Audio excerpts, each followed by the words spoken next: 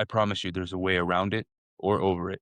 Maybe you're stubborn enough to get on your hands and knees and crawl over the situation, but you can get through it. One thing that I've realized from my almost 13 years of being in a wheelchair, there's a lot of people that tell me that I can't or I shouldn't do things, but I'm going to if I want to. And if I can't do it the way you can, I'm going to do it the way I can.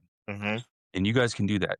I want to tell you that from the bottom of my heart, we're here for you. You have a community. Even if you're able-bodied, there's people here for you. We're here to help you. We're here to show you the way. We're not going to mollycoddle you. I'm not going to baby you. I'm going to watch you struggle, and I'm going to help you through the struggle.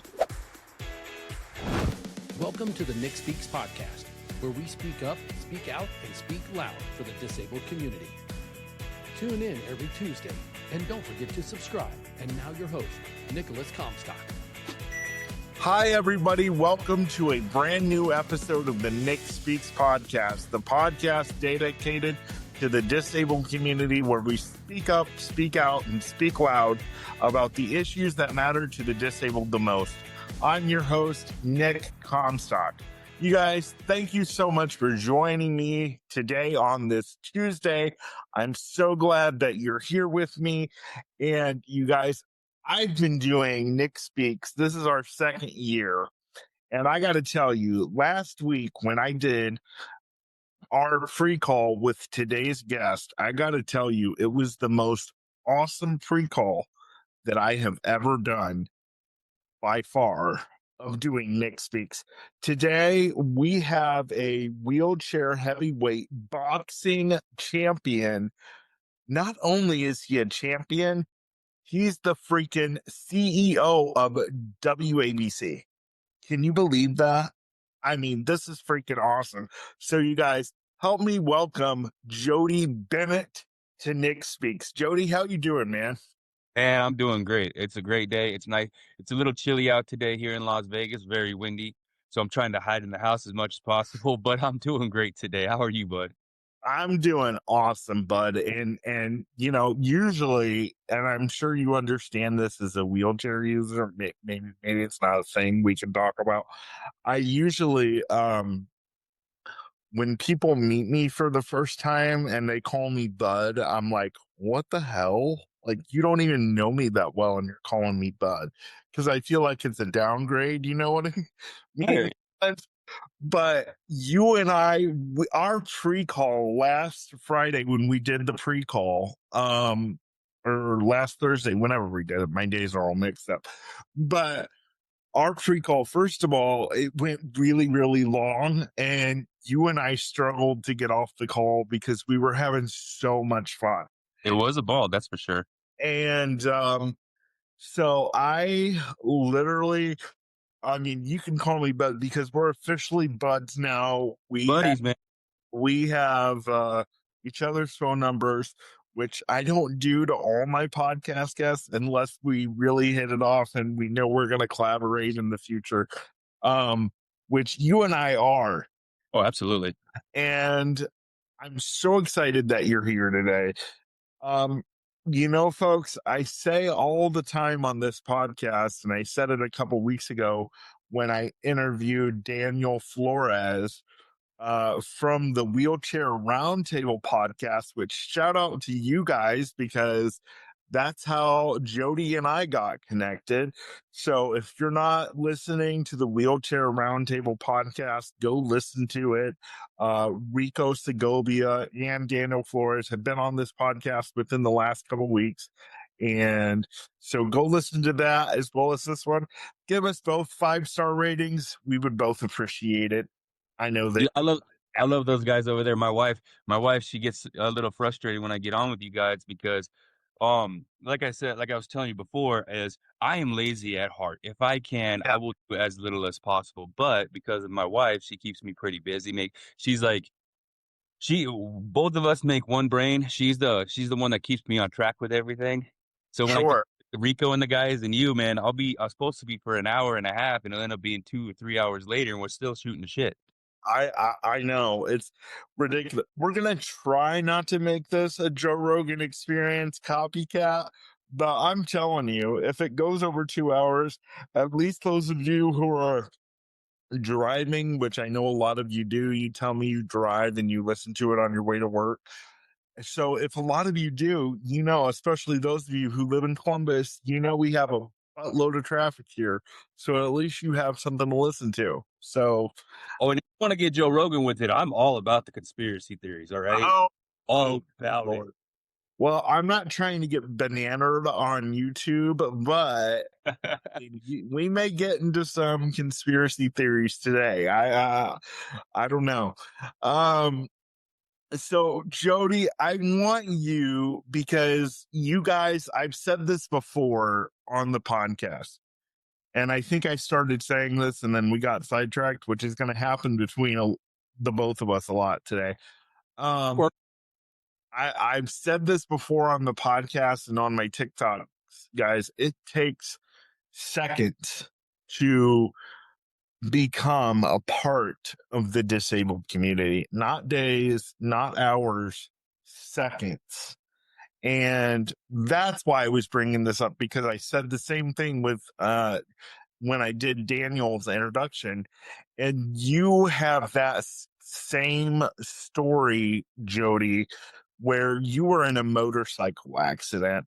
And I want you, before we dig into everything that you do with WABC and what WABC is and what your role is there, I want you to tell folks a little bit about you, and then I'll get into some questions and we'll talk about the day your accident and all that stuff. So take off, my brother. So, all right. So let's start back from the beginning of me being in the disabled community. Back in 2013, July 18th, 2013, I was on my way to work. I worked for the government at a top secret facility, and I was on my motorcycle. It was right around 5 a.m. I was riding my bike there, and an antelope jumped out in front of me. I T-boned the antelope. My tire pinned, sucked underneath the bike, kind of pinned. I rode the bike to the shoulder. Once I got to the shoulder, the soft ground, my front end dug into the soft ground. Me and the bike endoed together. And what they're thinking is that on the first rotation, the sissy bar smacked me in my spine and broke my spine. I'm paralyzed from my chest down. So they're thinking the sissy bar Mm. spine. And then on the second rotation, the bike threw me 15 feet. I landed with my face down in the dirt. I'm very lucky. I'm very thankful, okay, and I'm very lucky because on my way to work every morning, I always pass the bus with that's bussing everybody out to the site, and I pass the EMTs, I pass the boss, I pass everybody on my way out to the site. So luckily, the EMTs saw everything that happened. They saw it all. They were Oh, right. They were probably 5 minutes behind me, if that, and they were able to get to me instantly. So I remember hitting seeing the antelope on my right side as I'm riding and thinking this thing's gonna run at me. I was positive that that thing was gonna run at me, and then I was kind of paying attention to it, looking over, and then when I noticed that there's no way that I passed it, that I'm safe, I looked back at the highway, and the moment I looked back at the highway, started to open my throttle. The one that I didn't see that was on the left jumped out in front of me, and I T-boned the one that was on the left side that I didn't know was there. So hit hit the antelope, flip, land in the dirt. I and don't. you twice, right? Yeah. Oh my God. So me and the bike rotated once together, and then on the second rotation, the bike threw me. So I land in the dirt on my face. I don't. I don't. I'm blacked out at that point. I remember when the EMTs got there, them rolling me onto my back, and then the lights came on for me. I remember looking at, I could see the EMT, I could see my boss, I can see a couple of other guys that I worked with there, and I could see the mountains, and I could see the sun was starting to come up, and I could see the gold. The mountaintops looked like golden with like purple hue and gold, and I remember thinking how Yeah. cool that was. And then, Yeah. Absolutely beautiful. yeah, and then I remember a bright light, really, really bright light from the sky, and I saw three angels come down. One of them landed on at my shoulder, and the other two, Wow. yeah, the other two landed kind of at my hip, and then one at my feet. And I remember looking at the angel and I remember asking, and I'm like, "Hey, I know that I hit hard. How come I don't feel any pain?" And the angel said, because this is God's gift. God's gift don't hurt. I was like, all right. And then I blacked out. So I woke up in the hospital there in Tonopah, Nevada, and I remember Uh-huh. his name was Dr. Scotia. He's been my doctor since I was born. Dr. Scotia was there, and I just remember him looking like sad and kind of like worried and sad. And then I blacked out. And then I remember being in the ambulance and seeing the hospital through the ambulance because they had to take me to the airport to flight for life me out. So I blacked out. I remember seeing the hospital from the back of the ambulance, and then I remember being in the airplane. I can't move, and my nose is itching like crazy. And like I'm trying to like get my nose to stop itching, and then I look over and I see something white on my face, and it get pulled away. And I saw an angel tucking his wing in, and he said, "Sorry about that. It's kind of cramped in here. We don't normally fly like this." And I'm like, all right, pass back out. They had me in a coma for 3 days, and then my first surgery, they to decompress my spine. I remember sitting up in surgery. I could see the doctors' heads and everything, and I just saw angels everywhere. And I remember they were singing, and my boss's mom, who I've never seen a picture of, uh, nothing. She was passed away long before I was ever born, and I remember she came up to me and she told me to give a message to her son that she loves him and that I'm gonna be okay and not to worry about it. And then I remember talking to my dead grandma, and my dead grandma said that God said no, that I'm not allowed to go home yet. Because when I hit that antelope, I was like, "Take me home. I'm ready, baby. Come on, Jesus, coming for me. I'm going Yeah. home." And then my grandma came to me and said, "God said no, that I'm not allowed to go home. I got too much to do." And then I woke up. I woke up in the hospital. And I tell you, you know, when the doctor gave me the news that I'll never walk again, I said, "Nah, give me 6 months. I'll be walking through here. I tell you what, that was 13 years ago." And, and I'm not going to lie. Like when the first, I want to say 3 years was hard. It was hard because I did adjusting to my body, learning to walk again, Sure. learning to not walk, but learning to move without walking. And then angry. I was angry at God. I was angry at myself. I was angry at those fucking antelope. Yeah. I was angry at everything. Sure. And So let me back up a minute because you dropped some stuff that you did not share with me in the pre-call, and I love that. Maybe you did, and no, I didn't share what happened to me in the pre-call. so maybe you dropped a little nugget here and there, and I just missed it. But so you said you saw angels. Did you see them immediately on impact? No, not on impact. So the angels, I didn't see the angels till after they put me back on my back, and then I saw, like I said, I remember looking over it and I seen the mountains, the sun starting to light up the tops of the mountains as it's coming over, as it's rising. And then I saw a bright light. I felt nothing but happiness, comfort, and joy. Like I saw the light in the sky, and I watched the angels coming down from the sky. And I tell you, these angels, they didn't wear robes. I mean, kind of did, but I was focused most. They had armor. You know what I mean? Like they weren't all robed and stuff. They had armor on, like protection. You know what I mean? So that's something that I've always found, they weren't like full clad body armor, but it was like a mixture of like chest plate. I remember one of them had a gold and silver chest plate armor with robes underneath it. That was the one that was on my side because I kept looking at it. And when people say that angels are beautiful, like there are some gorgeous people on this planet. Some people that you look at and you're just like, holy wow. An angel is like when I saw it, it was like I was a child again. You know what I mean? it was more than just beauty. It was like wonder, if that That's makes amazing. yeah, it was like that child wonder where you see magic in everything. I don't know if you remember what that's like as a child when you see something that's just magical and you're like, and you're in Oh, awe. yeah. Like that's what it was like for me when I was laying there, and I was all right. So when you were talking to the angels and asking them questions, did the EMTs were they like, dude, you're talking out of your head? No, the EMT said the only things that I was saying was I was screaming in pain and I was asking where my bike was. My mom even said that the only thing that I would ask, or the only thing that I would say aside from being in pain was, "Where's my bike? Is my bike okay?" That's that biker through and through, man.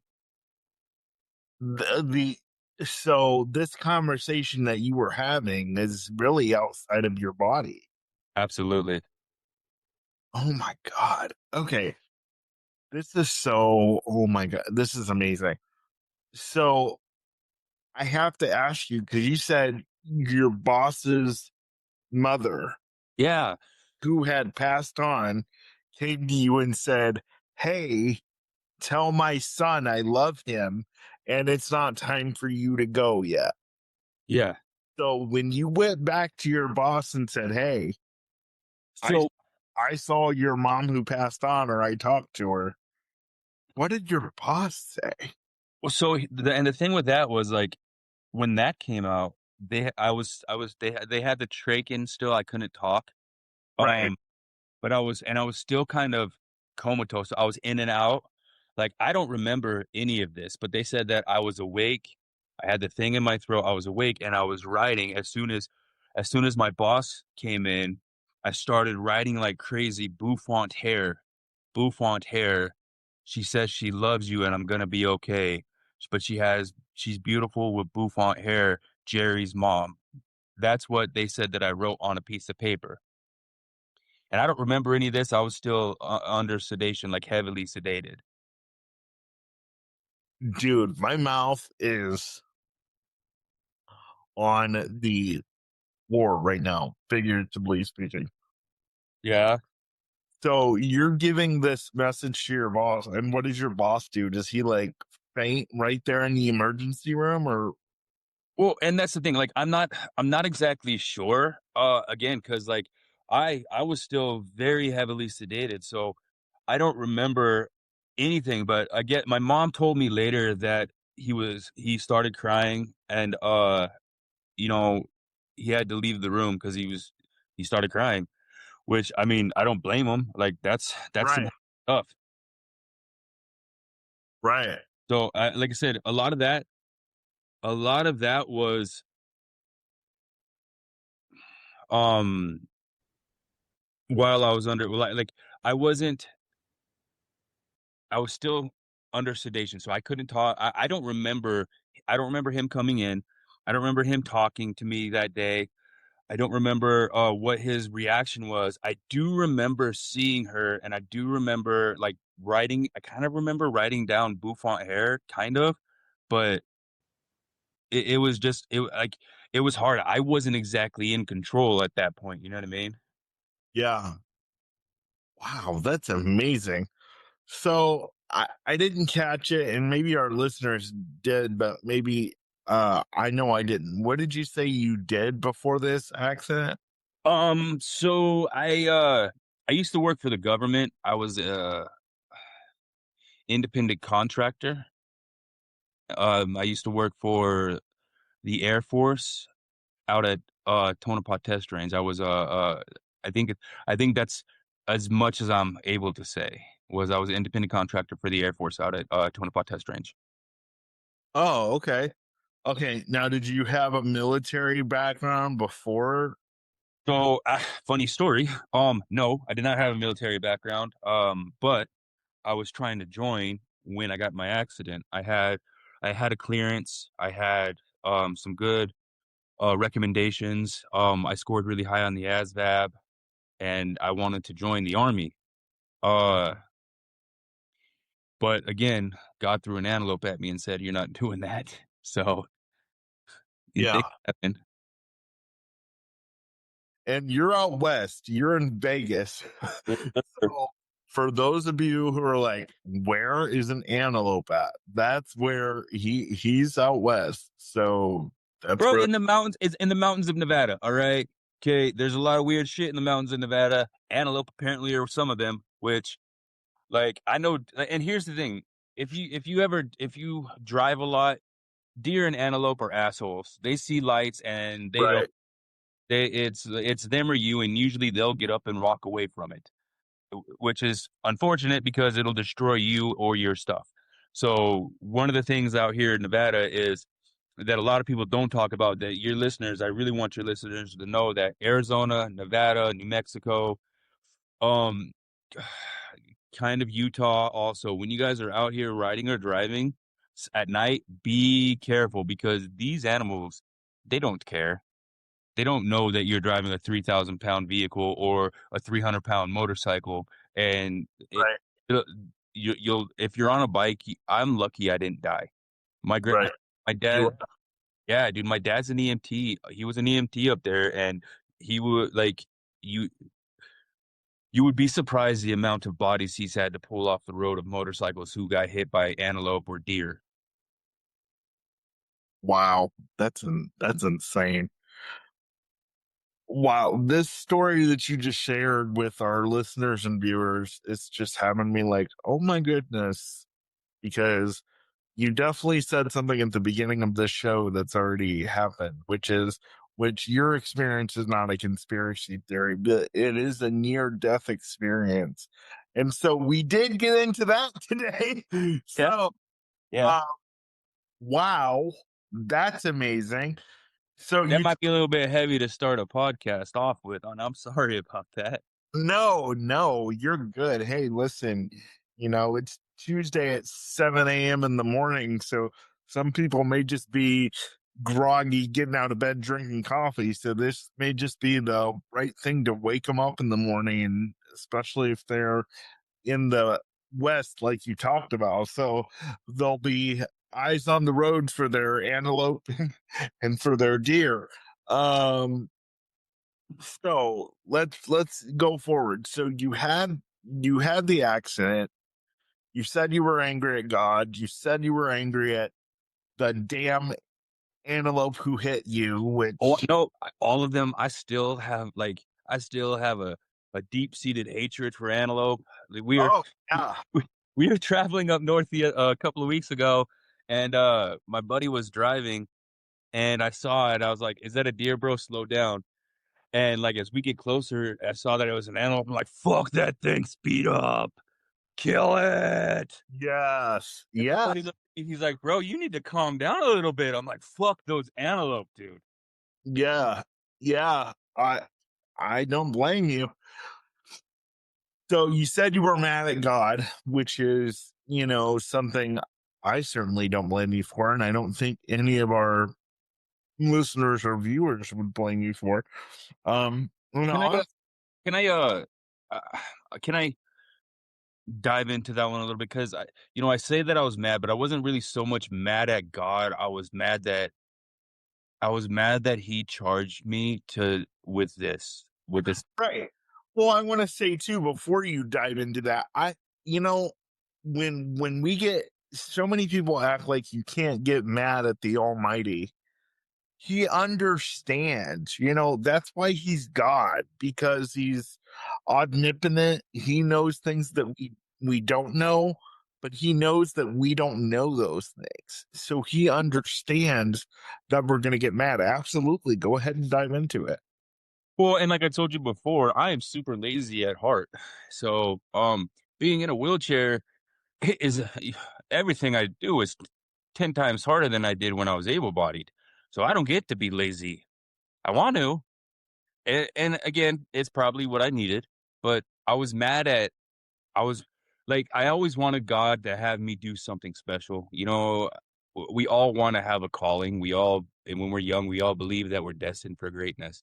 And I always wanted to do something great for God and my whole life. And then when this happened, I was mad that if I do something great, I have to be paralyzed to do it. Like what? That sucks. That's unfair. Nothing in life is fair, and I get it, but it was unfair and it sucked, and I was pissed about it.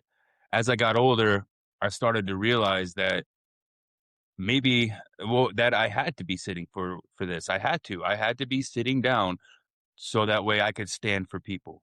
Does that make sense? Oh my god, that's viral clip. That is. Can you say that again? I said that it took as I got older, I realized that I had to be sitting down so that way I could stand for people. Wow, Jesus. Okay, you may have just made this 36-year-old wheelchair user who's been a wheelchair user his whole life accept his lot in life in a 1 minute statement because we talked in our pre-call and, I talked to you. I'm around people that are like, there are some that are like, I would rather, I wouldn't have, I would have my disability all over again. I wouldn't change. And I was telling you that I'm not like that. I haven't gotten to that point. But now that you said what you just did, you had to be sitting down in order to stand up for people. Yeah. That just okay. From here on out, I need a box of tissues in here because wow, dear Lord. Okay, that just put my whole everything I do here at Nick Speaks and when I do personal advocacy for myself, like this is.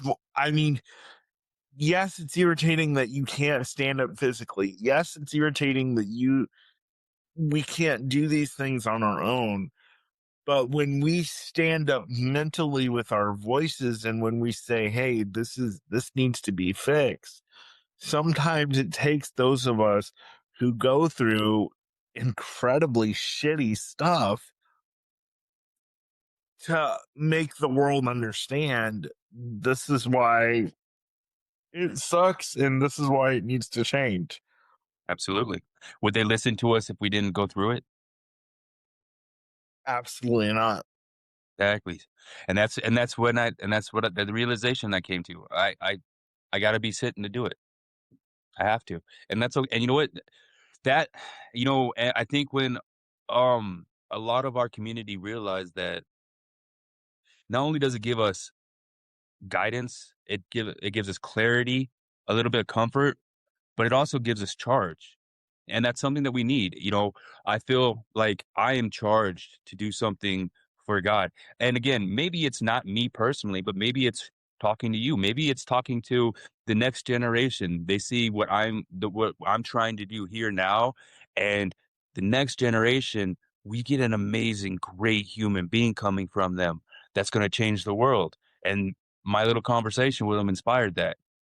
Maybe that's what I'm charged to do, and Yeah. I have to be sitting to make sure that that happens. God needs me sitting so it happens. Right. And I mean, and this could go with any and and I this could go with any disease, cancer, anything that happens. Wow. I mean, to even think about it and put it in the way of maybe there's people in the hospital that are listening to this right now and they wish they could get out of there and they don't understand why they're there and maybe they're born again Christians like you and I, but they still don't maybe they have to be in that hospital in order to make a big influence, in order to do something great for God. That's Absolutely. oh my okay. I don't need to go to church this Sunday. We're good. I'm good. Pastor, I'll see you in about a month. I've had I've had all the sermons I need for this month. I'm good. Uh wow. Okay. So what are some of the things that you did, like just everyday things? What are some of the things that you did as an able bodied person that when you became paralyzed and you tried to do them for the first time, or you were just like, oh shit? I didn't realize I can't do this anymore. Or it just re-hit you. It just reminded you of your disability. How did you handle that? Oh. So I got the actual perfect story, the perfect example. So about 4 months out of the hospital, it was wintertime. So I didn't really leave the house much. Uh, but starting that spring and summer when it started to warm up, back in Tonopah, at the Speedway, they do dirt track racing, and I love going to watch the dirt track racing. The community out there, hanging out with everybody. Well, I took my wheelchair out there, parked in the little handicapped dirt spot, pushed up the hill. What what really made it hard, outside of the hospital, what really made it hard was when I was going back to my truck. Um, I was kind of trying to do a wheelie down the dirt hill because my casters, well, my front end dropped down and my casters sunk into the dirt, and then I slid out of my chair. Luckily, one of my childhood friends was there, Michael Johnson. He was there and he saw it and he helped me get back in my chair. Man, fucking picked me my fucking almost 300 pound. Actually, I was like 340 pounds. Picked my 300-pound ass up and put me back in my chair. I would have been fucked if he wasn't there. But that's one of the times that it hit me, and the time that it really, really, really that I broke down crying because I realized my life was different forever was the first time I had to poop by myself in the hospital, where I had to do the dill process and then the stim and all that. The first time I had to do that myself, I cried like a bitch.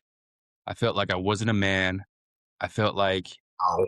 my life was over, everything. Now, for those of you who may have saw me, who may have saw me chuckle on camera when you said "cried like a bitch," I was not laughing at Jody's experience. I was laughing at the way he said, "I cried like a bitch." I mean, it's Right, but I did. Oh my god, the way you it said was bad. it. So, It was funny too because the nurse opened the door to check on me, and I'm sitting there with my finger in my ass, and she comes in, "Are you okay?" And then shut the door and walked out. I was like, "Fuck." hey, so how, if you're paralyzed, explain this to me. If you're paralyzed, how were you able to stand up and do that? No, so there's a chair. So they put me in a chair, a commode chair with the cutout and everything, and then like I had to grab on one side and then lean over, reach, and it's a whole process. Anybody who's paralyzed knows the process. And it wasn't fun, and nobody would help me. But to be fair, I would fuck with the nurses a lot, so I could understand why. In the literal sense. I would, dude. I messed with them one time. Uh, one of the nurses, really really gorgeous nurse. I was like, when are you gonna give me a sponge bath? And she's like, when the doctor orders it, your arms work. You don't need me to give you a sponge bath. I'm like, all right. So I talked to the doctor, and that night I got a sponge bath from her. And she was mad as hell. I was like, "What? I'm in love with you. I needed this." And she's like, "Motherfucker." She's like, "All right, I'm gonna get you back." I'm like, "Yeah, okay, just get under the nuts, please." Yeah, I was bad, but all the nurses were amazing. But I was Oh I was gosh. hellion, dude. I was so bad. I was such a hellion in the hospital. And that's another thing, I I want to advocate to anybody who's going through that. Don't Don't take it as a joke. Learn as much as you can. One of the things that was rough on me was I took it like a joke. I didn't take it seriously. I thought I was going to be walking in a few months, that this was temporary, and everything that I should have learned there, I had to teach myself outside of there. And trial and error, when you don't have guidance, is so much harder than paying attention to them. Yeah. Yeah. So learn what you can to do on your own. Yeah, so you don't have to do it the hard way later. Wow. So were you dating or married before your accident? I was dating a girl. But we broke up right after my accident because she would just take my pain pills and wanted to sleep with around. So, and I like it Oh, plus wow. she didn't sign up to be a caregiver, and I needed a caregiver at the time, you know what I mean? That's something when it comes to relationships and being in a wheelchair is you gotta draw a line, a very hard line in the sand from caregiver to lover. And you cannot cross that line or you're gonna lose your lover. Yeah, because the reason why I asked you that question, man, is because I've said it many times on this podcast that um, I heard a statistic one time in a church service that over 90% of parents who end up having special needs children end up divorcing because one of them can't handle it. And usually, with the statistic that I heard, it was the man who ended up leaving and would leave the mom to handle things. Mm. And so I wanted to ask you that because so she ended up breaking up with you because she couldn't handle it. No, I broke up with her because Broke up with her. yeah, she was kind of running around on me and she would take my pain meds and she would get really high off of my pain meds and abuse my drugs and shit. So I ended up breaking up with her. When I looked in her phone and she was telling her ex how much she loved him, I was like, all right, you need to get out of my house. Wow, we got into wow, we've turned this into a death experience podcast. We've turned this into a Jerry Springer slash crackhead podcast. Yeah. Not that you were on crack. I just use that as a Listen, if I was on crack, I'd be talking a lot more, okay? yeah, okay, all right. So I mean, wow, this podcast is becoming becoming very great. I hope this is the highest rated podcast of the year. Um, so you're having to learn all this stuff. So when did you realize, oh wait, shit, I can't go back to work either? When I tried to go back to work, so with what my job was extremely dangerous. And yeah, when I tried to go back to work, they said I asked them, I was like, "Well, can I get one of the office jobs, just doing secretary stuff or something?" And me being on site is too much of a liability, and because of my needs, like at that time, I didn't know, like I couldn't tell if I needed to poop or anything, so I could shit myself, and I which everybody was understanding of. Like they had facilities, we had showers and everything out there, so if I did have an accident, I could shower and clean myself up really quick. So that wasn't an issue. It was more of me being in the chair and an emergency happens, I'm a liability. And I get it. Yeah, because they're trying to get you out of there, and if yeah, I would totally understand that too. With what you said, you worked with the Air Force and all that stuff, so totally understand that. But wow, I'm just so from there, you knew you couldn't go back to work. You Yeah. tried, or at least talked about it. So did you say, oh, now I'm really screwed? Well, so once I realized that I couldn't go back to work, I was still living in Tonopah and they were shutting the hospital down. And I'm like, you know what? I'm gonna go to Vegas to where there is a hospital, more opportunity for me to live a life. There's nothing in Tonopah. So I moved down to Vegas, which is only 180 miles away. And started living here. What's the name you're saying again of the place you were? Tonopah, Tonopah.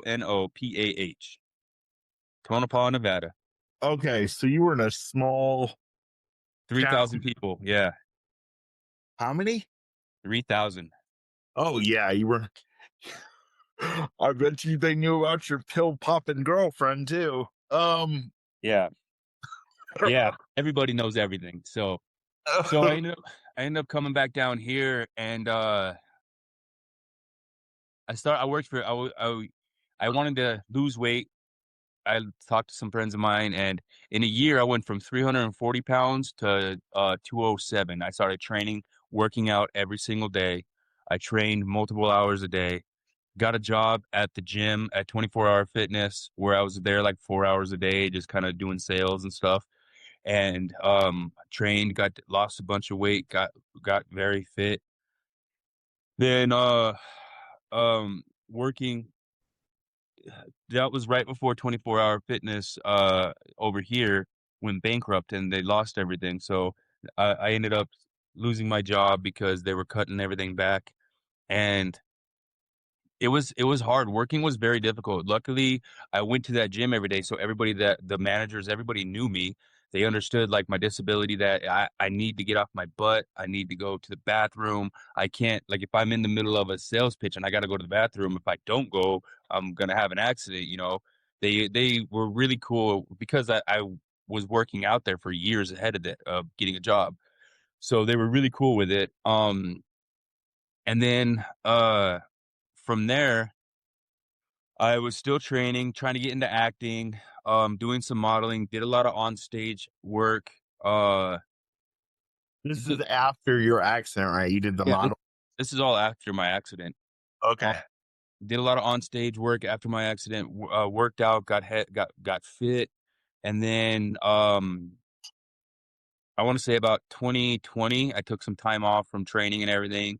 Went through some weird life events on top of COVID. Just weird things were going on, and then moving up to last year or the year before last, I got a phone call from a friend of mine asking me if I wanted to try boxing, and I was like, "Yeah, I love boxing, dude. I've been a fighter my entire life. Boxing was a passion of mine before I was in the accident, ever since I was a kid."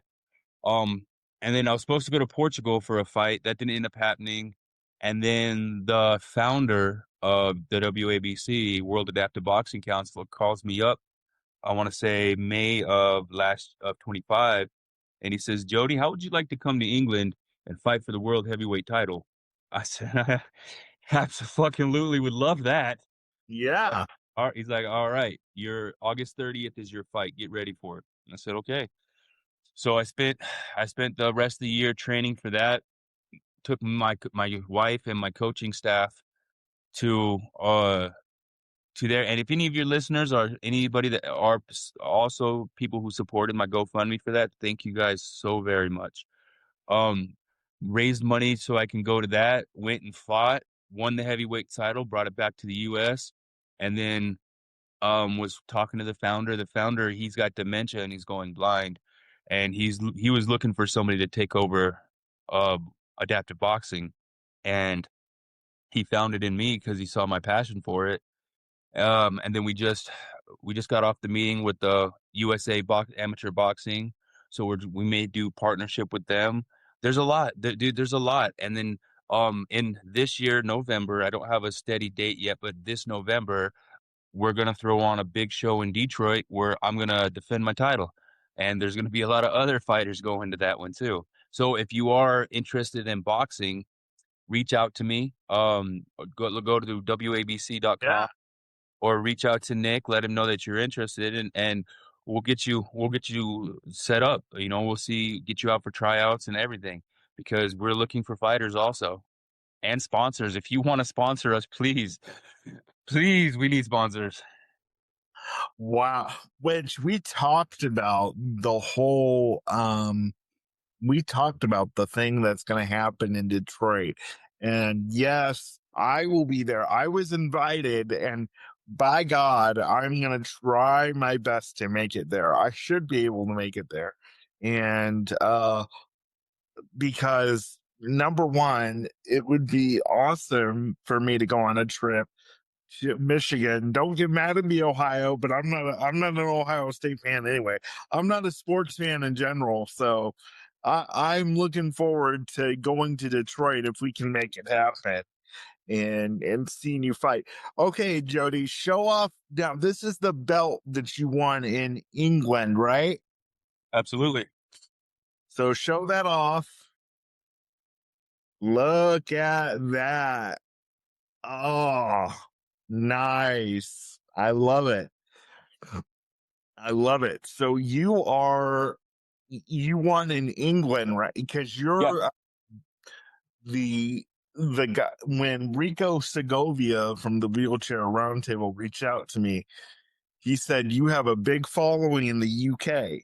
So I hope that when you share this podcast on your socials and stuff, that a lot of my audience will increase from the UK. I've already had someone from the UK on my show. So absolutely. but yeah, dude, I'll talk to my producer once you get it figured out. Maybe we can come film you in Detroit or something. Awesome. Yeah. I would love that. Now, you said if anybody wants to be involved in adaptive boxing, let's talk about that because my hands, this one is curled. This one is my strong one, my right one right here. Uh-huh. And so I don't know. My muscles are hypotonic. Do you know what that means? Yes. So they tighten really. You have a hard time stretching them out. They retract more than anything. Yeah. So I'm wondering because I've not really been a sports guy, but now I'm kind of wanting to. I don't know. Absolutely. So here's the thing. So for somebody in your situation, we have the founder has been working with my boxing coaches and my team, along with um uh Terry, my vice president. He's also in the boxing spaces where Terry Cantley, he's a former Paralympian. Um, we've been working very heavily on a 7 league structure. Okay. So somebody for you, you have multiple options. You have the VR option, or it I don't want this to sound rough. Okay. Okay. I, I'm gonna say this. If it sounds rough, I do apologize. No, go Oh, ahead. okay. So here's the thing. Your body has limitations. We understand that. Right. Your body limitations will change as you change your body. So the more you work, the harder you work on a goal. If your goal is boxing, you work towards that. You stretch out, you straighten out. Yes, you're still going to run into limitations, but you're going to start to notice that your limitations are changing now. Now, what we would do is, especially for you, is we would evaluate what you're doing right now with videos, what you're capable of, how you're capable of moving, throwing punches, things like that. Then after 6 months of training, we would do another evaluation. Okay. Now, once we did your second evaluation, where you started to where you are at now, where you're at now is how we would match you. We would match you with somebody in the beginning and see if they were a good fit. And then in 6 months, we would see if you guys were still matched. If you guys are still matched and you guys want to get in the ring, we have safety equipment that is specially designed, that has been designed for disabled athletes to minimize as much damage as possible, because the way we do it is we have two categories. We have the category that I fight in, which is the more of a, it's not, everything is not, it's all semi-professional, but I'm in more the elite category because I'm out there to knock out. I'm out there to try to knock heads off. People that fight me, they're out there to try to knock heads off. However, we also have a category that's just points based. Okay.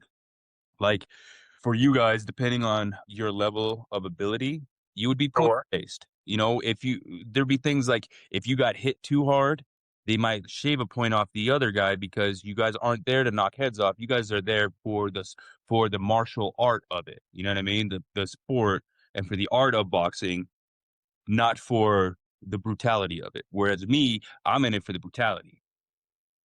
Yeah. No, I get what you're saying. Not too rough at all. I totally. So wait a minute. So since you've been paralyzed and you've been doing the boxing, have you been hit like in the groin?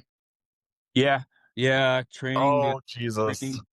Training the other day. Fuck it. Yeah, my buddy. Well, and it was a total accident. So he threw, but he overthrew his ability and then fell. And then as he fell, he tagged me in the nuts. And I was like, oh shit. Yeah.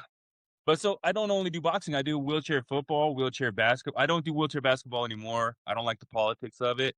But I do wheelchair football. I play for the Raiders. That's a nationwide league right now. Okay. I take back what I said. I don't know if I want to. I don't. Since you said you got hit in the nuts, I'm a wimp when it comes to pain. Okay. Well, there's padding. So for you, we would have a chest pad on you along with a lap pad. So that way, when you did get hit, it's the pad that's taking all the brunt and all the force, and the other person gets the point. When you hit the other person, you're not hurting them, but you're getting the point. You know what I mean? Right. Yeah.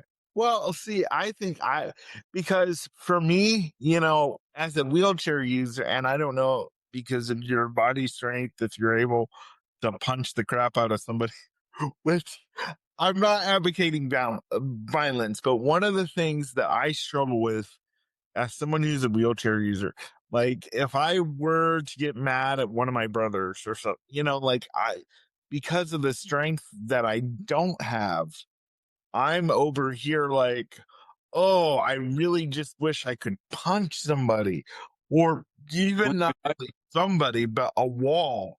you want You my advice? A paintball gun. Paintball gun, satisfying. You don't have to hit nobody, and they get the point. oh, you know what? You might get me into paintball, but I don't know. Like you said, Jody, you're lazy at heart. And one of my things is I'm a freaking, I can't say the word on the show, but I'm a freaking wimp. Okay. I'll say the mild word. Okay. But I think you know the word I was thinking. I hear Uh, you. Um, I'm a wimp when it comes to paint, but I need something. How were you able to deal? Because can you throw a punch? Oh yeah, absolutely. Okay, So that's and that's part of this art of it too. So I had to learn how to, instead of getting my hips involved because I can't, I had to learn how to throw a punch. And if you think about centrifugal force, the way it works is if I'm throwing the punch, the wheelchair is going the opposite direction and I'm losing all my force. So I had to learn how to time that properly so that way I don't lose force. And so when I hit, they know that I hit them. And I had to learn how to use my body below my level of injury and manipulate that so that way I don't get hit and I don't lose all the strength out of my punches.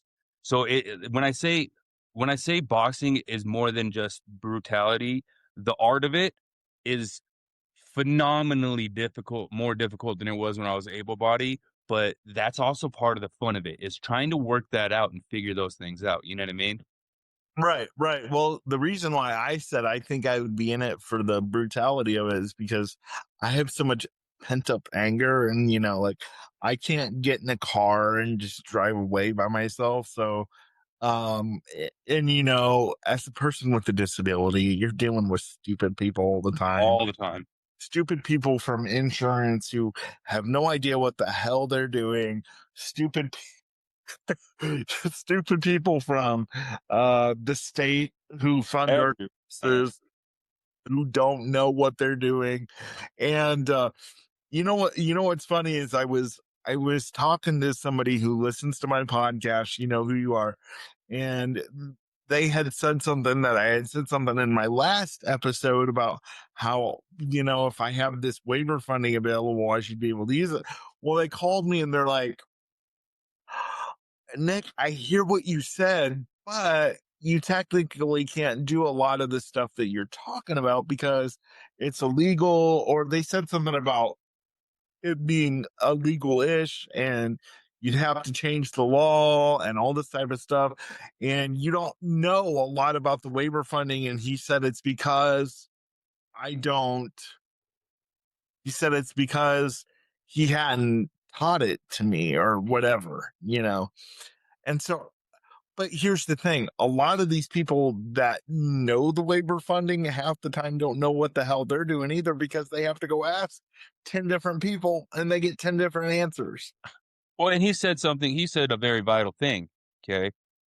He said illegal-ish. Yes. Okay, illegal-ish is not illegal. Well, he said you would have to change the law and some of it would be illegally if the law wasn't changed or whatever. But Well, what you're saying is there's a chance. yeah. So, but I'm like, but so that's the point. Why can't we change the laws then? But anyway, um, It's just the pain in the ass, and most people don't want to deal with it, and I get it. yes, it is. It is. And by the way, the person I'm talking about, I'm not gonna say his name, but he's my case manager for all of my services. He's great, listens to my podcast every single week and texts me notes. In fact, I told him that you were coming on today and he was really excited to hear your story. So hopefully my case manager enjoys today's podcast. But and that's another thing I want to talk to you about too, is because I told you a couple weeks ago, and I told everybody that I was testifying through part of the Ohio legislature about disability housing. And I felt like I said last week in my monologue, I felt like I'm being pushed into politics, but I don't really want to be pushed into politics. And we talked about that a little bit because you were like, well, if there was an opportunity for me, Absolutely. and you said I would do it. I want to talk about that with you because I told you on the pre-call, Jody, that you really changed my mind about whether or not I'm gonna run for politics, and now I really have an unction to do so. And so let's Well, talk about that a little bit. well, and here's my point of view. Okay, first off, our politicians are all full of shit. I'm Yeah, really full of shit, so I'll fit in. Um, I'm just kidding. I'm kidding. I'm kidding. But my point is like this. So I've seen I've seen my congressman, my governor, my representatives from my state. We have some Democrat, some Republican.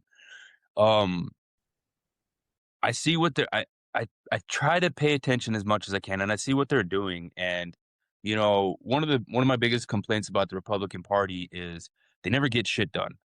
One of my no, biggest complaints about the Democratic Party is they never get shit done. And maybe somewhere along the line they get in and they stop wanting to get shit done, or they realize that they can't, and that needs to change.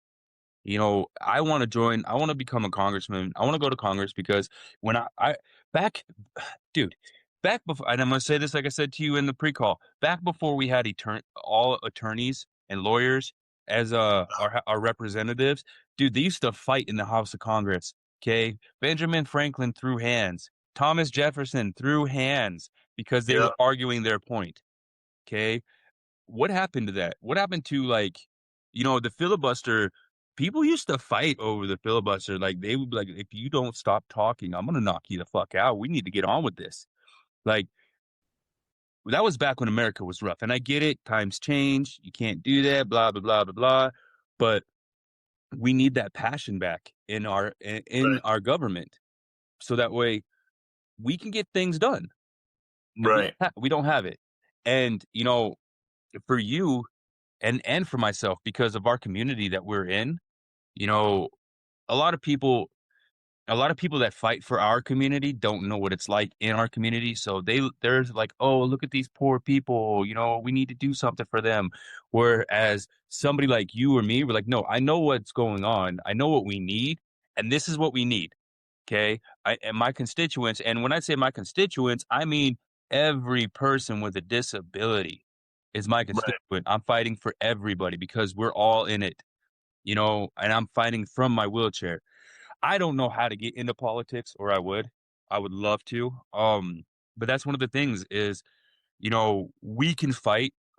Again, we're sitting down. We can fight from a chair, and Yeah, we need to. We need to fight for housing, disabled housing. We need to fight for disabled rights. Nevada, Las Vegas is very handicap accessible. So thankfully, that's one of the things that is really awesome about out here is they're very ADA friendly in a that's lot what of I ways. heard. Yeah, so they're very ADA friendly. So there's not a lot that I can complain about here when it comes to like accessibility. However, when it comes to housing out here, there's one of my friends has been trying to get housing there for 3 years now. They're on a waiting list, and it's been 3 years, and they can barely afford to survive. And that waiting list, they're still waiting to see if they can get into that housing, and it's hard. They want to be independent. You know, yes, a lot of us need help, but if you can give us the smallest amount of independence back, that changes our entire lives.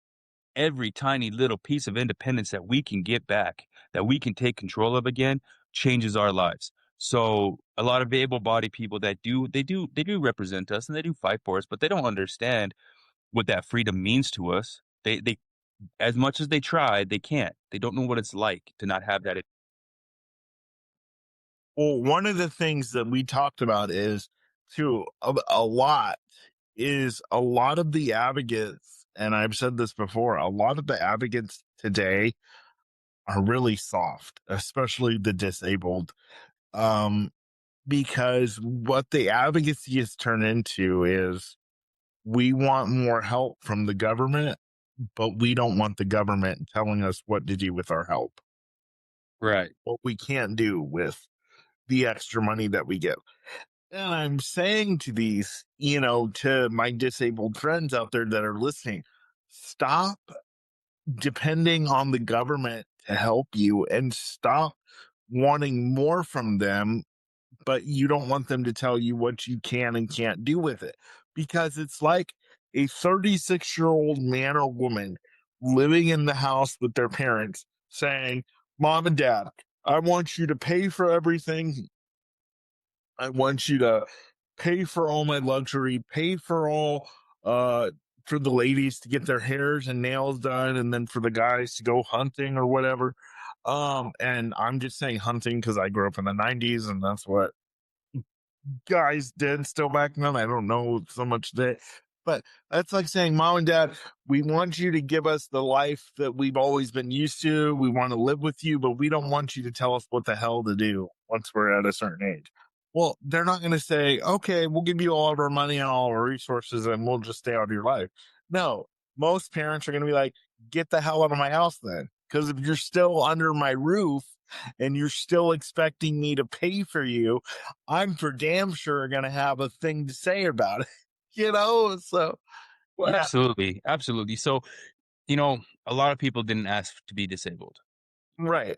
A lot of people didn't ask for it. And, it, when it comes to making your own money, nowadays, a 9 to 5, you're not going to make enough to survive, especially with disabilities, because they're not going to work you enough to give you enough money to survive. So getting a little bit of help, but you know, uh, I'm on the firm boat that I'm on government assistance with a few areas. As soon as I can get off of it, I'm going to. Because Yeah, I don't want to be restricted, and I don't want to be told what I can and can't do with my money. So as soon as I can get off it, I'm going to. Right now, the WABC, hopefully we can get it big enough to where I can get a paid position. But right now, I'm doing everything for free. This is right. the ventures that I'm really working on trying to make something out of. Aside from that, it's one of those, and I can understand. I didn't ask for this. I get this assistance. Stay out of my business. Okay. But at the same time, if you want it, you might have to jump through some hoops to get it. Like, it's fair is fair. Yeah, you Yeah, yourself. Like, you don't get to live in my house fucking for free and tell me what you're gonna do. That's just not happening.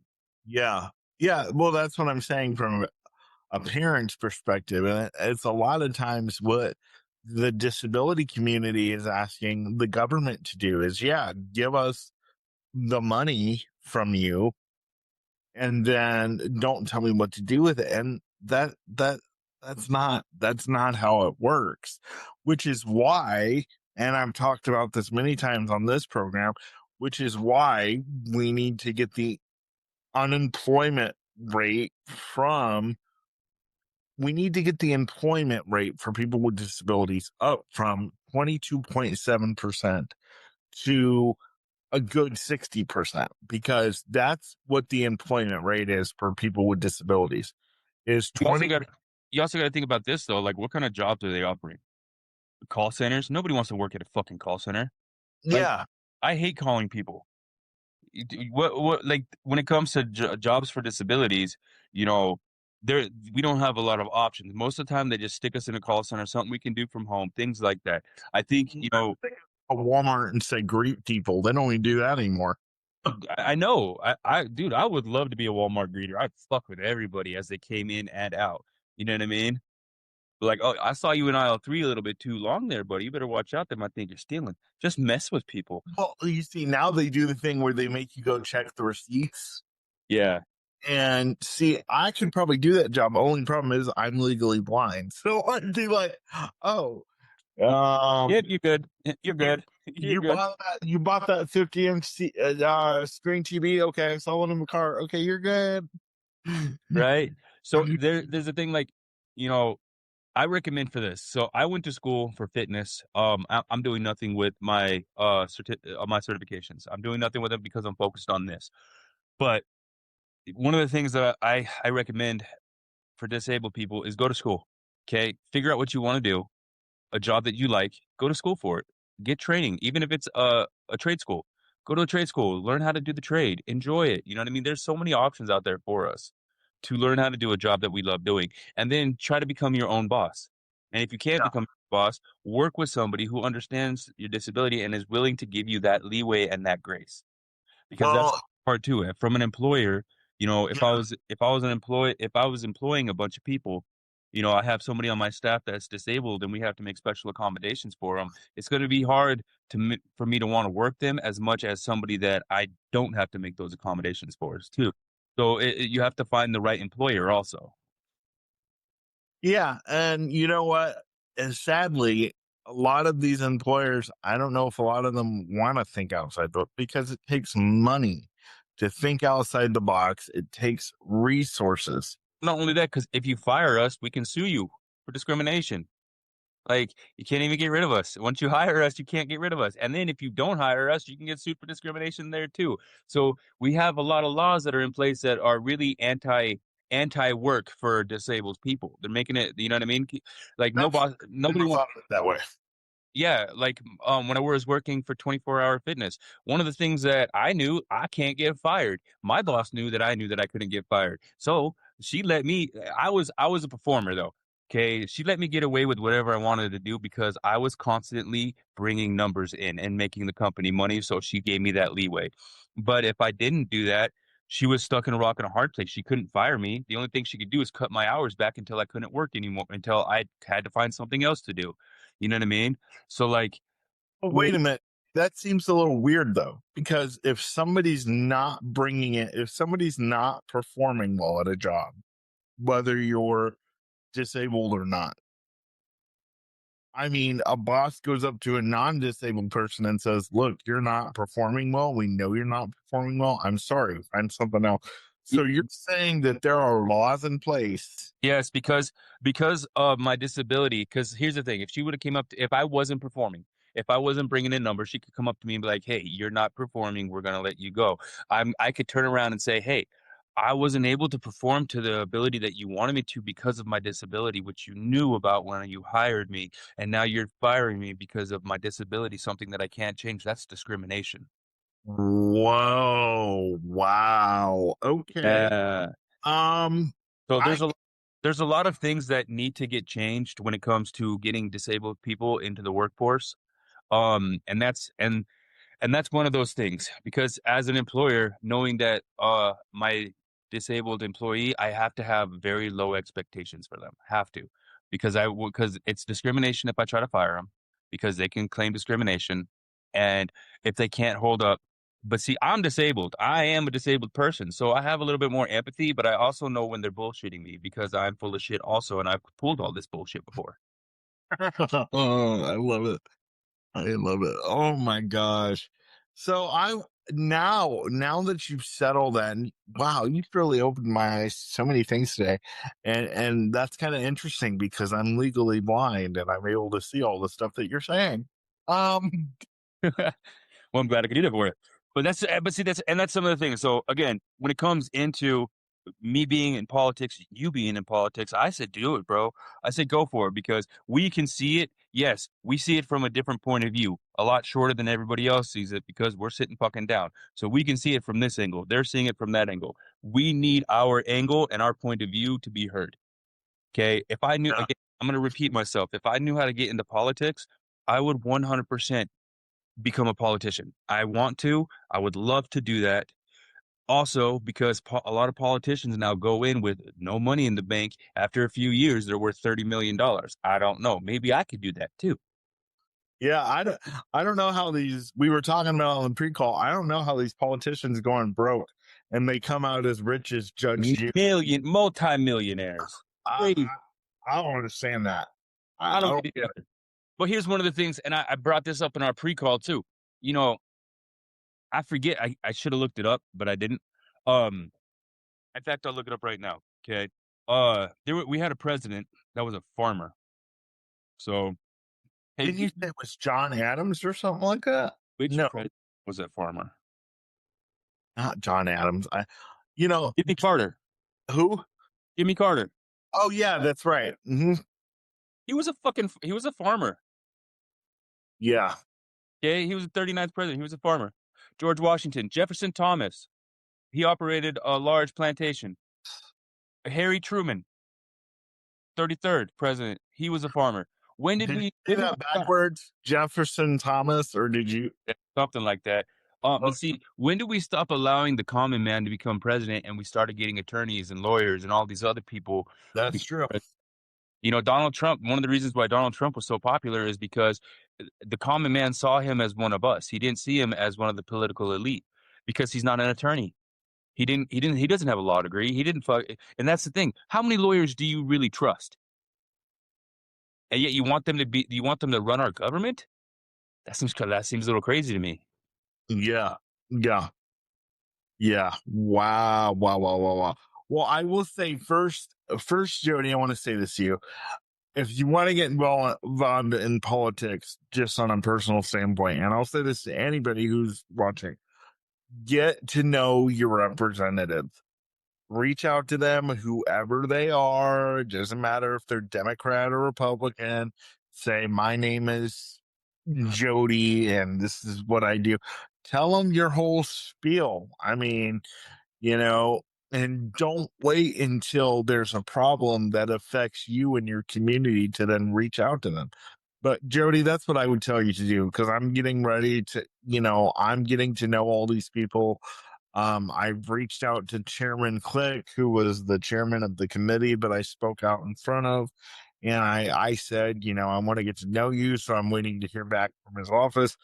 That's what you do. And honestly, I mean, we have one governor, and it's Governor Abbott in the state of Texas. He's in a wheelchair, but that's the only representative. And I think there's one more who was a combat fighter in Iraq who's been in Congress, but we don't have enough people representing the disability community in Congress. Yeah. We don't. And you really opened these legally blind, crippled eyes. I'll tell you this though, and maybe maybe that's a good thing, not having a person like me in Congress, because if I was up there and it's been 12 hours and this person's up there filibustering for 12 hours, I'm going to throw something at him. Maybe. And I'll just say this for the show: Nick Speaks does not condone violence, so I don't get taken down on YouTube or Spotify. But It would be a cloud. I'd throw a fluffy cloud at them to get them to shut the heck up. Okay. well, here's the thing: I think because there are certain people in Congress that causes the government shutdown to happen, different government shutdowns. So whichever party it is, I feel like, okay, we say, well, we're going to move on without you. And since you don't like what we do, until you come around to the table and agree with us, we're going to suspend your pay and you can go live in your mom's basement. I don't care, but we've got a job to do. And apparently you don't want to be a part of the team right now. So until you decide, sit on the sidelines. But why do we have to shut down? But why do we have to shut down the entire government just because a few party leaders, whether on either side, a few party leaders don't want to pass a bill? It's because it's hot. It's holding our government hostage. That's what people do. And I get it. You got to do whatever you can to get what you want. And, holding our government hostage is one of their tactics. It just sucks that, their tactics that they're using affects Americans. Like the TSA affects, those people, as much as you hate the fucking TSA agent that's got to fill you up and make you take forever to get to your airplane, they have a family. They got a car note. They got to pay rent. And in our government, when it shuts down, they don't get paid and they struggle. And it's messed up that one or two people can affect thousands of Americans. tax-paying Americans with it. Yeah. I don't know how to fix that. Getting rid of the filibuster might be the way to go. I don't know. Getting not allowing government shutdowns might be the way to go. I'm not sure.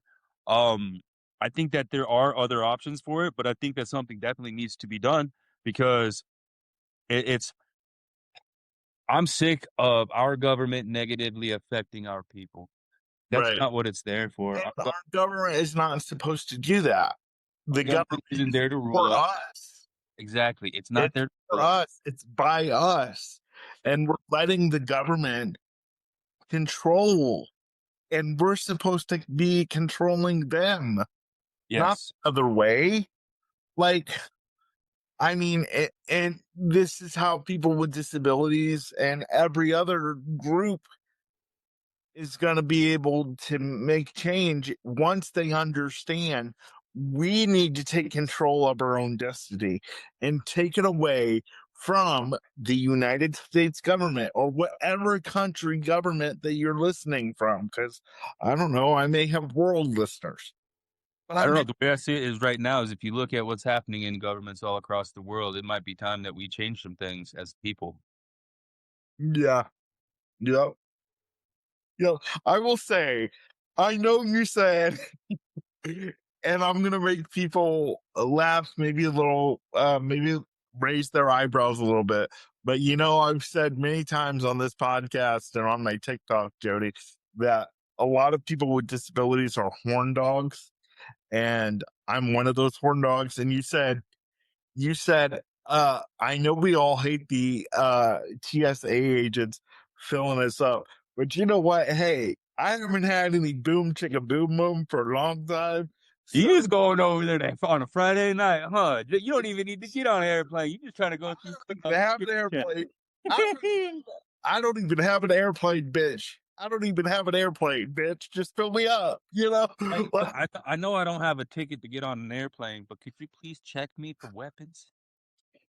I think I might have a little stick of something in my sock. You wanna No, you don't have to go straight to the sock. Just go all the way down, take your time. Okay. Um no Oh no! Don't touch me there.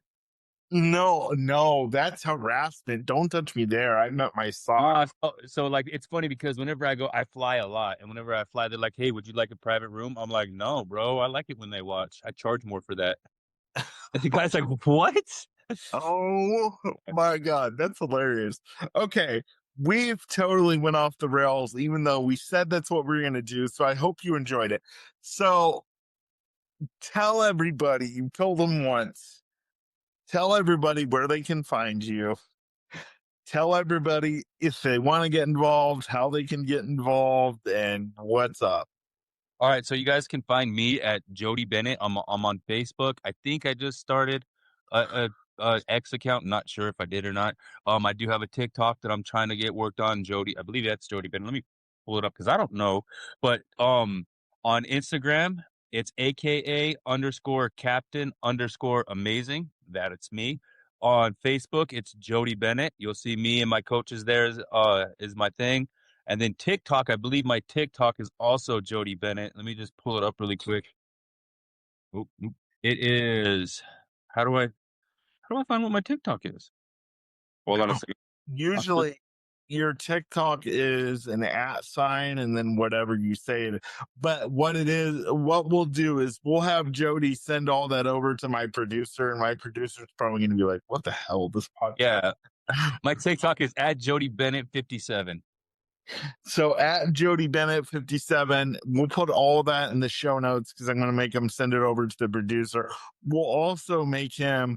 We were going to put it in the podcast, but I don't know because we have a lot that we talked about today, and so we're also gonna.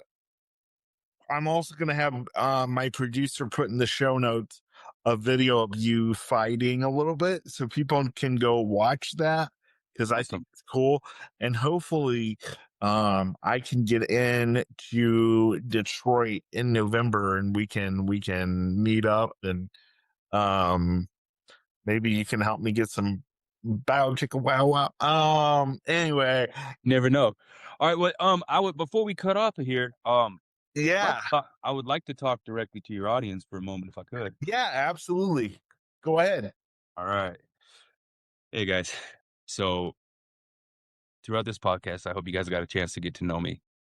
I hope that, whether you like me or not, maybe I said some things that helped out. Maybe I didn't. I know we talked about religion. And Yeah, no matter what you believe in, I want you to believe in yourself.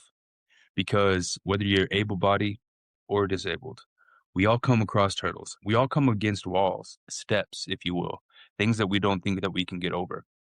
If you take a moment, pull back a little bit, look at this situation. I promise you there's a way around it or over it. Maybe you're stubborn enough to get on your hands and knees and crawl over the situation, but you can get through it. One thing that I've realized from my almost 13 years of being in a wheelchair, there's a lot of people that tell me that I can't or I shouldn't do things, but I'm going to if I want to. And if I can't do it the way you can, I'm going to do it the way I can. mm-hmm. And you guys can do that. I want to tell you that from the bottom of my heart, we're here for you. You have a community.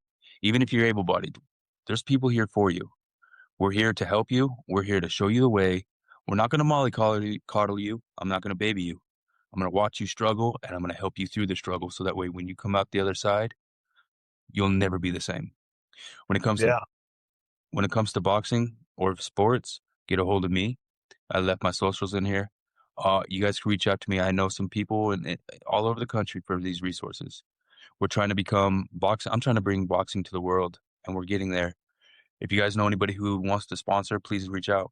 But again, remember, no matter what you believe in, believe that you can do it because you can. yeah, that's awesome. That's an awesome message, and I know we didn't really touch on it here, and we've made my podcast really super long. Which, you know what? It's my podcast, so we can make it a little bit longer. It's interesting because you talked about in the pre-call, and we probably should have brought this up in the beginning, that you grew up Southern Baptist, and you talked how God has been a major influence in your life, and from my perspective, is where I sit from a born again Christian as well. I don't know where I would be without him. I would be dead. I would be definitely burning in hell if I did not accept Jesus as my savior. Man, Jody would agree with that as well, because he's a born again Christian. And for those of you who are saying, well, you guys have cussed a lot today. Well, we're the brothers of Apostle Peter, okay? And so hey, listen, Jesus cursed the Pharisees when he was flipping tables in the temple, remember? yeah, well, who knows what the words were back in the Hebrew day? They were probably a lot worse. Right? Yeah. But I just want to say, and I rarely say this on my program, but I feel compelled to say it. If you don't know Jesus, get alone with God and tell him, I want to get to know you. I want you to come in my life. A religion is not going to save you. It's not going to keep you out of hell. It's not going to get you into heaven. But what a relationship with Jesus will do is it'll keep you out of hell and it'll get you into heaven. And not to say that you won't have trials and tribulations, because the Bible says that you will, but you'll have a forever companion and a forever friend in Jesus to help you get through that. So I really hope, we just came through Easter, and, he's the hope that we celebrated this past weekend. So I really hope that you take what Jody and I have said to heart, and get to know Jesus and ask him to be the Lord of your life. Jody, I'm so glad that you were here today. It's been so much fun. Appreciate the invite, man. Always. Like I said, we're personal friends now, so I'll be blowing your phone up later. But thank you guys for being here today. This is the Nick Speaks podcast, the podcast dedicated to the disabled community where we speak up, speak out, and speak loud about the issues that matter to the disabled the most. I'm your host, Nick Comstock. Thanks again for my guest, Jody, for being here today. And Absolutely. I will see you guys next week. Bye. Us guys. Thanks for tuning in to the Nick Speaks podcast, where we speak up, speak out, and speak loud for the disabled community. If today's conversation resonated with you, please like, subscribe, and hit that bell so you never miss a new episode. You can find Nick across all platforms by visiting his Linktree in the show notes. And please leave a comment to join the conversation. Until next time, keep speaking up, keep speaking out, and keep speaking loud.